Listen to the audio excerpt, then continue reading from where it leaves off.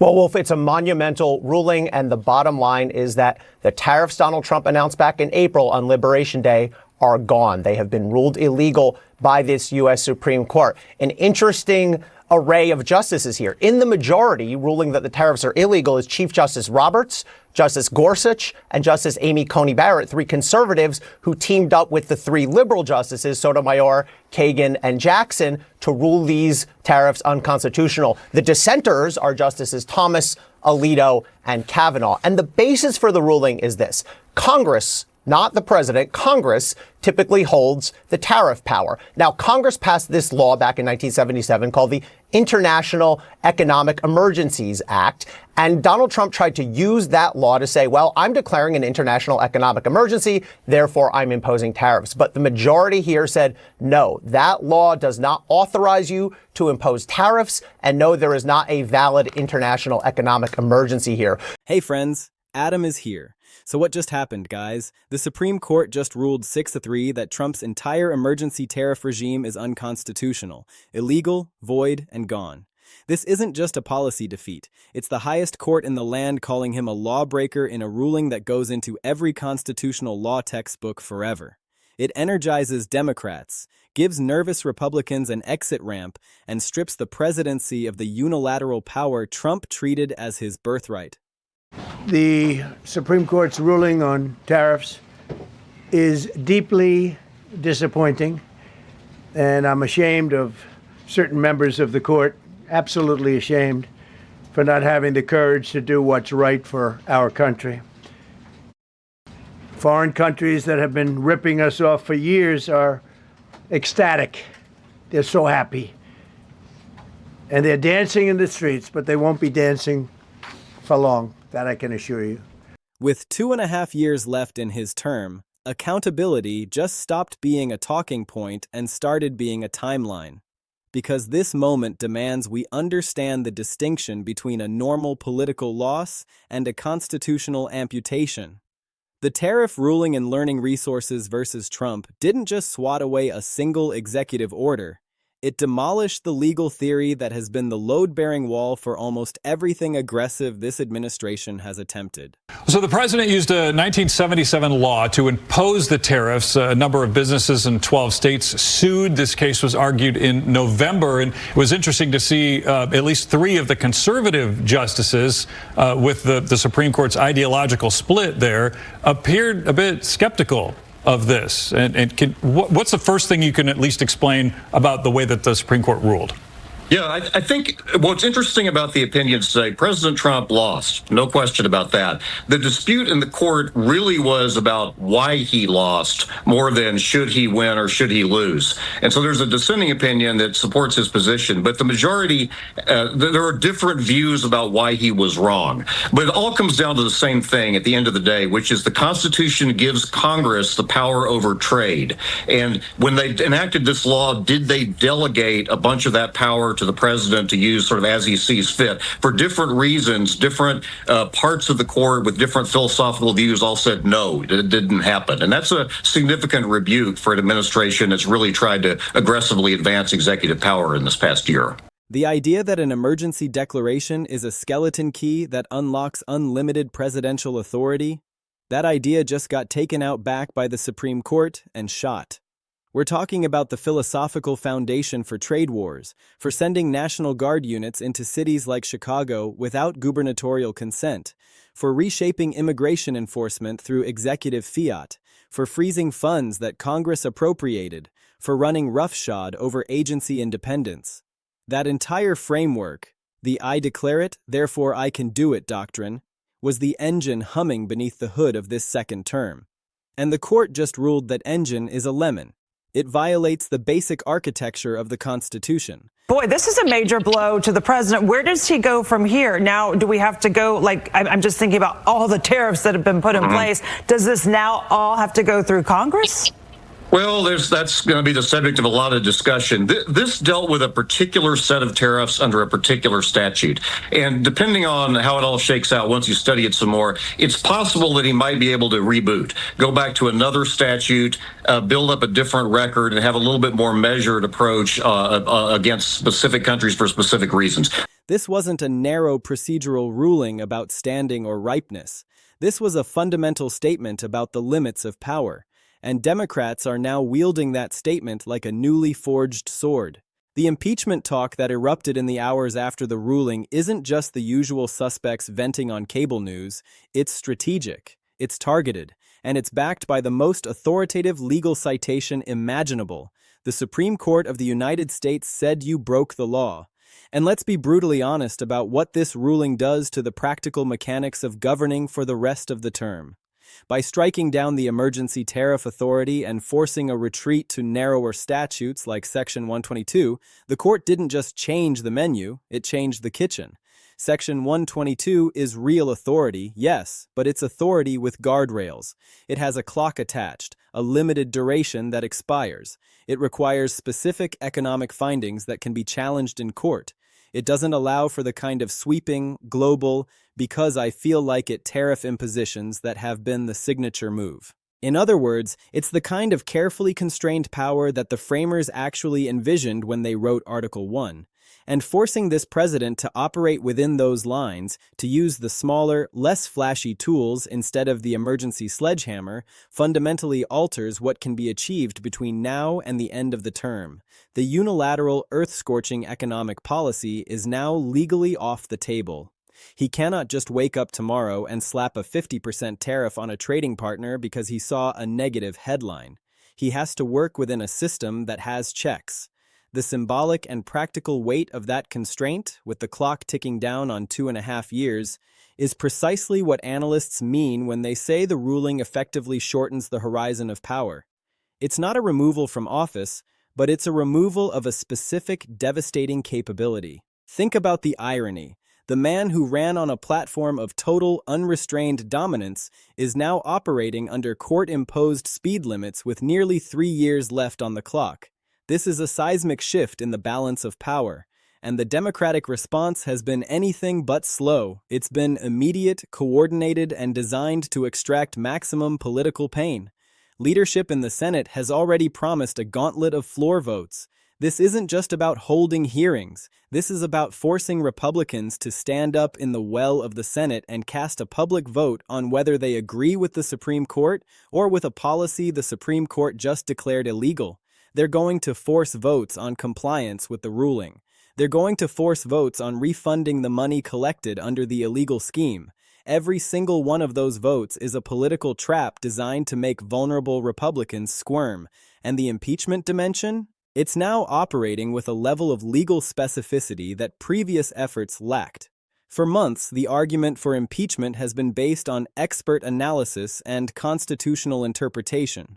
But now, there's a judicial finding. The Supreme Court has officially found that the president acted outside the bounds of the law. That finding slots perfectly into the constitutional definition of high crimes and misdemeanors as understood by scholars for centuries. Abuse of power, specifically using the office to extract benefits or impose burdens without legal authority, is the core of an impeachable offense. The argument now writes itself in black and white. He claimed emergency powers the court says don't exist. He imposed tariffs the court says were illegal. He collected billions from American businesses under false pretenses. He defied the constitutional allocation of power to Congress. He did this while lower courts were waving yellow flags and he kept his foot on the gas. That's not a political disagreement. That's a blueprint for an article of impeachment. Now, let's pivot to the Republican side of the aisle, because there's a story happening there that is just as important but receiving far less attention. The reporting from major outlets describing Republicans as privately relieved about the court's intervention is one of the most politically significant undercurrents of this entire moment. Why? Because it reveals the fault line. There are members of the GOP conference who represent districts that are getting absolutely hammered by the tariff fallout. Districts with manufacturers who rely on imported steel. Districts with farmers watching their export markets evaporate due to retaliation. Districts with suburban shoppers who are seeing their grocery bills spike. These members have been walking a tightrope for a year, knowing the policy was hurting their constituents, but terrified of saying so publicly because crossing the president means a primary challenge and the end of a career. The Supreme Court just cut the tightrope. They didn't have to vote against him.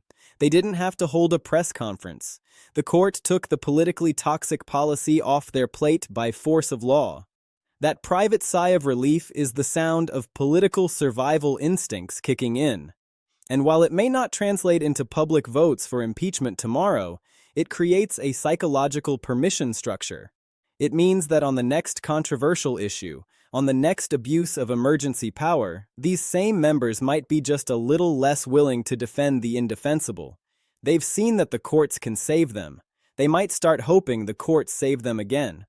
That quiet, passive resistance is the one thing a movement based on total loyalty cannot tolerate. So let's zoom out and look at the mosaic of what the next 2.5 years actually look like in the shadow of this ruling. There are several distinct layers here, and they all connect to form a picture that is far more complex than just Trump lost a court case. Start with the legal landscape. The core holding is now precedent. The power to tax is vested in Congress. You cannot use a vague emergency statute to bypass the House and Senate and reshape the entire global economy on a whim. The majority opinion penned by the Chief Justice is now the law of the land, and that holding is not limited to tariffs. It applies with equal force to the National Guard deployment cases we've been tracking in Illinois and elsewhere. It applies to the arguments about whether the executive can unilaterally reprogram funds appropriated for one purpose to another. Every single lawsuit challenging executive overreach now has a Supreme Court-sized club to swing. The ruling didn't just settle one dispute. It changed the gravitational field for every dispute going forward. Courts handling those challenges now have a binding precedent that says, "No, Mr. President, the emergency powers are not a blank check." That is a monumental shift in the judicial posture toward this administration. And here is the impeachment connection that Democrats are already threading into their public statements. The standard for impeachment has always been a subject of debate, but there is a broad consensus among legal historians that using the powers of the office in ways that exceed legal limits and cause harm to the constitutional order is the textbook definition of an impeachable act. What the Supreme Court just provided is the judicial confirmation that the limits were exceeded.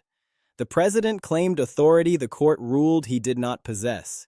He used that claimed authority to extract over $130 billion from the American economy. That's not an allegation from a political opponent. That's a finding of fact from the Supreme Court. Incorporating that finding into new articles of impeachment transforms the debate. It moves the conversation from, "Did he do it?" to, "What do we do about the fact that he did it?" The persuasive power of that distinction is enormous.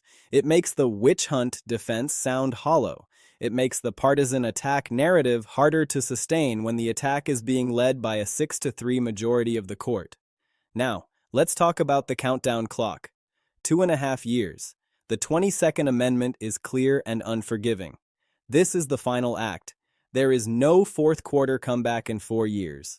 The time pressure this creates is unique in modern political history. For the president, the loss of the emergency tariff tool means he has to either engage in the slow, grinding, messy process of negotiating with Congress, a body he has shown little patience for, or accept that his economic toolkit for the remainder of his term is significantly smaller than he planned. That's a strategic blow. For Democrats, the clock is a motivator. They have a limited window to build the investigative record, to force the votes, and to position themselves for the midterm elections that will determine whether they get the gavels and subpoena power back. The next 2 years are going to be a sprint toward that 2026 inflection point. For Republicans, the clock is a source of anxiety. They know the midterms are coming. They know the economy is a top issue. They know this ruling gives their opponents a powerful talking point.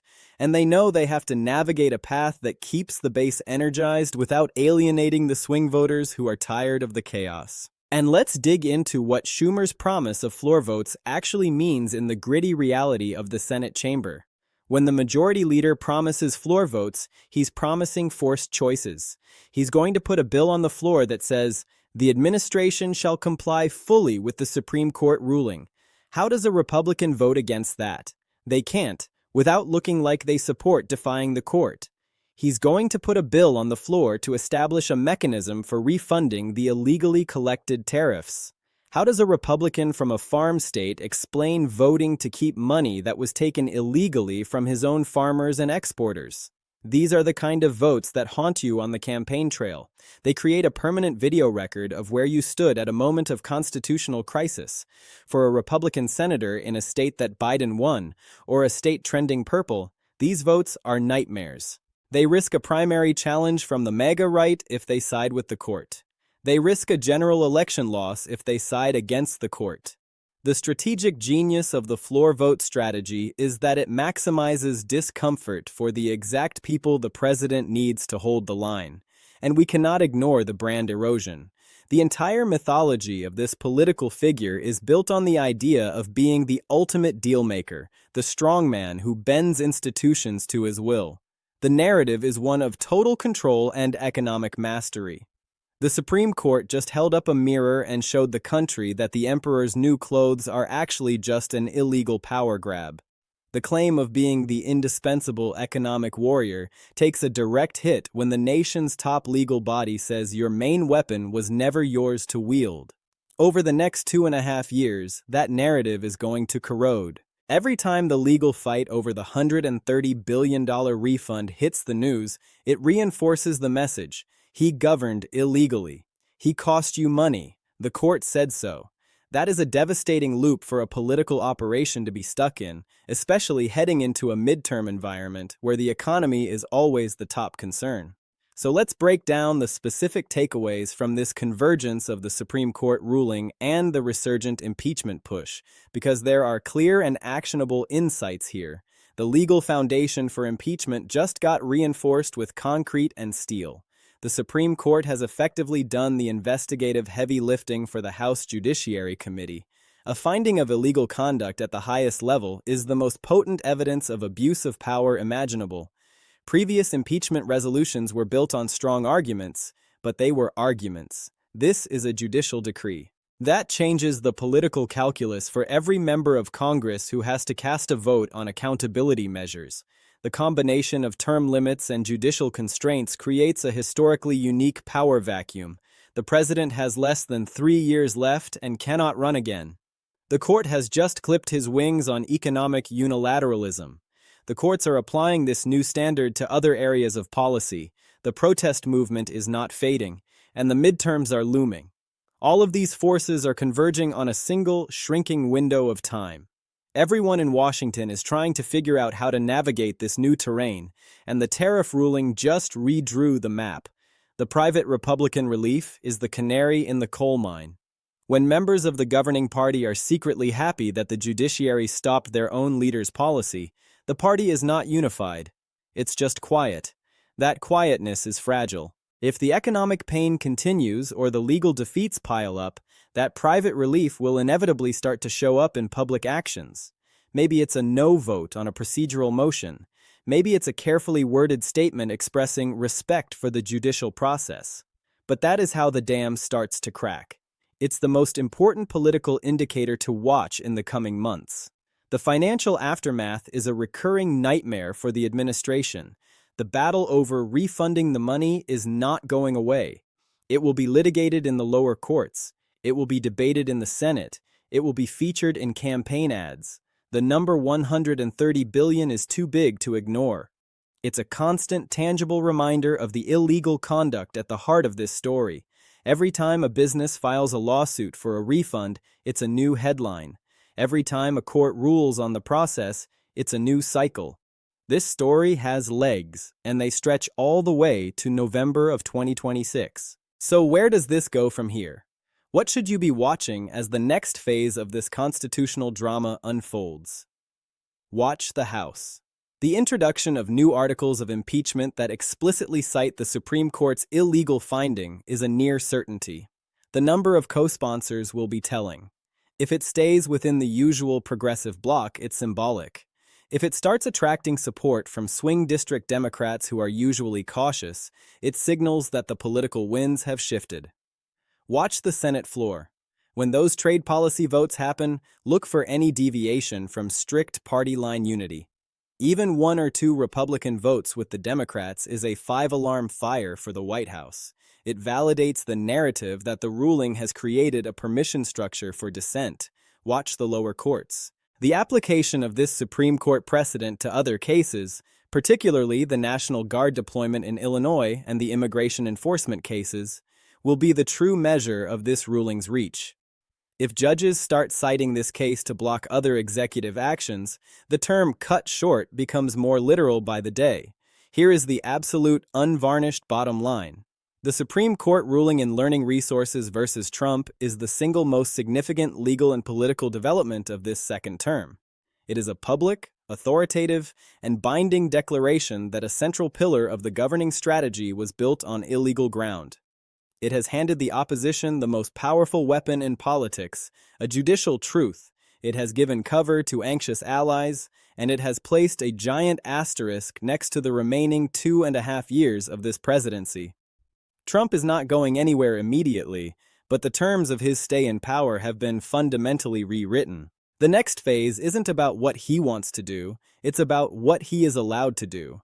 And that is a conversation that the Supreme Court, not the White House, is now controlling.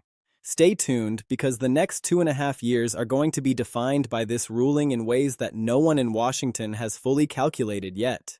The 2026 midterms are the next major battleground, and this fight just got its opening salvo from the highest court in the land.